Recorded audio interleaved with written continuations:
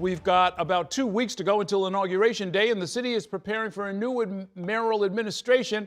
One of the pillars of that administration is Mayor-elect Mamdani's campaign promise of affordability and economic change. My next guest, Darrick Hamilton, is playing a part in helping Mamdani deliver on those promises. He currently serves on the Mayor-elect's transition committee that deals with economic and workforce development. He, of course, is a professor at the New School for Social Research. Welcome to the program. Very good to see you.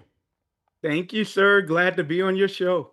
How have the conversations been? We've talked to a number of people involved with the transition committee. They seem to have lots and lots of people. Are there any specific priorities that have been identified that we can look forward to? I mean, the main priority is what the mayor-elect campaigned on, which is centering people, trying to figure out structures and policies that really facilitate New Yorkers to be their best selves.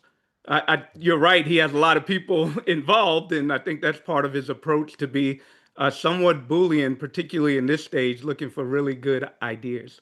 Well, speaking of good ideas, you are best known, or at least this is where I first heard of you, as the baby bonds guy. You've got this groundbreaking work, which is government-funded savings accounts that are tax protected, similar to a 529 account that are used to help people save for college tuition, but it would be provided to children at birth. And, describe how such a program might work and might benefit New Yorkers. And to be distinct from the current Trump accounts that are being promoted right now, baby bonds are essentially a birthright to capital. I liken it to Social Security. We have a pension fund developed for all Americans that's reserved by the government to ensure that people have asset security as they age into the twilight of their life. But we have nothing for young adults that are beginning a lifetime to try to have purpose and achieve economic security. So beyond subsistence, why don't we provide everyone, every New Yorker, with a capital foundation, an account, some seed capital so that they can actually purchase a home, a down payment, some seed capital so that they can finance an education without the albatross of debt, or some capital to start a business. So the simple idea of baby bonds is ensuring that everybody has a capital foundation as an investment to build wealth, so that we know the benefits of wealth. It's no longer the exclusive domain of the wealthy. Yeah, the way that it compounds, the compound interest is really quite extraordinary, right? I mean, as an economist, you know this, but a lot of our viewers may not realize that the expected return on even a small amount that you start with, it would be expected to double every 7 years or so, right? Pretty much. I mean, again, Connecticut provides a good example of how those accounts are managed in that state, not in an individual way, but you have a really astute treasurer, in this case, Treasurer Russell in Connecticut, that's managed that money in a pool in a way that's drawing really high returns and essentially will ensure that, in that case of Connecticut, a $3,200 investment at birth translates into something like $12,000 to $18,000 for, in the case that they do, all kids that are born assisted with Medicaid finance. Again, low-income children across the state, across rural, urban areas, that all of them will potentially have an opportunity to build wealth. Okay, well, it's good to know that kind of thinking is at least part of the Mamdani transition. You recently published an op-ed in which you wrote that, quote, affordability alone is not enough. You also said, quote, our government is managing deprivation rather than investing in New York and building shared prosperity. What can a mayoral administration do to ensure the proper levels of investment in the way that you describe? Yeah, and there will not be a silver bullet policy. So I think a really good mayoral administration will have to do two things. Change the framework by which we understand economics to begin with. One, from, again, trying to treat poverty as something that's simply to be managed, but shifting a focus where the state invests in New York City's most treasured resource, and that is its people.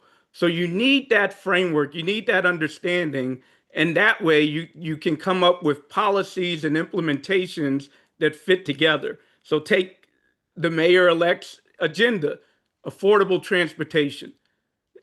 Beyond affordable transportation, ensuring that people can have something as fundamental as a home. So not only does that provide security, the well-being and the safety, the comfort without the threat of worrying about eviction or foreclosure. Imagine what that can do for people's capacity. I'll finish with this point really quick, Errol, which is at the end of the day, the point of an economy is to facilitate us to be our best selves. So not only are people the outcome, but people are also the means that when properly resourced, people are the engine of growth. They are innovators, they are artists, they create productivity that not only benefit themselves, but are multipliers that benefit the well-being of all of us. Well, And they promote tranquility. Well, it's interesting you should say that because there are a fair number of people, some of them might even be in your economics department, who think of economics quite differently, who think of it as, kind of jungle warfare, animal spirits, a zero-sum game where the strong eat the weak. Is this a shared understanding within, say, the transition committee, what you just described?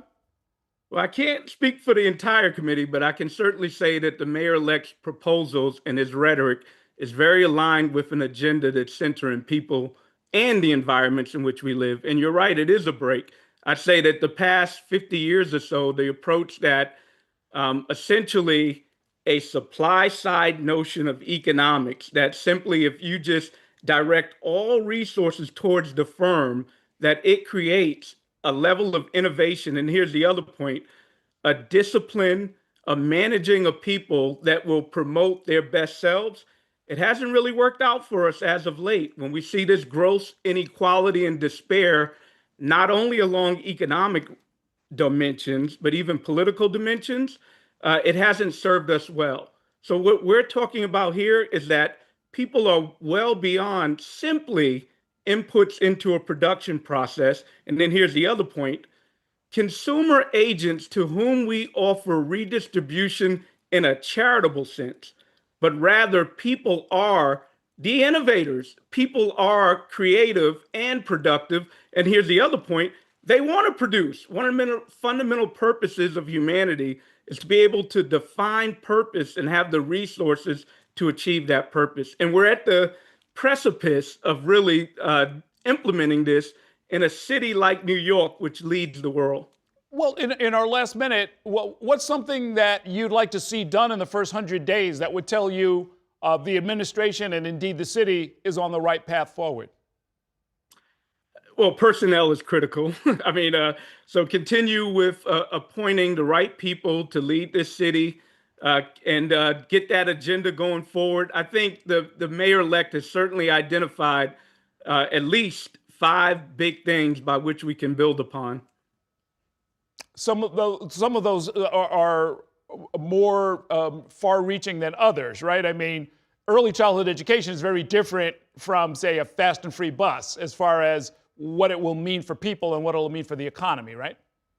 Absolutely. And then here's the point I'm trying to get at. Again, you led with I'm known as the person that innovates around baby bonds, and I'm very proud of that. But let's be clear, wealth is a critical dimension of our well-being, but not the end all. The point is that you will need a package of goods and services with a similar concept. Like you need a policy concept that says, how do we ensure that people are invested in to be their best selves? You need transportation, you need childcare, you need housing, you need education, you need them all. And the question of can we afford it? New York City has a really big budget. A lot of it is the question of priorities. I know this might be a controversial statement, and I'm not the first one to make it, which is, you know what the best crime fighter is? A good job. So there are many ways in which you can promote our well-being, and I think we can get creative and do the right investment that promotes our well-being. Okay. Thank you very much for that insight. We look forward to talking with you again in the future. Thanks a whole lot. I appreciate you, sir. Okay.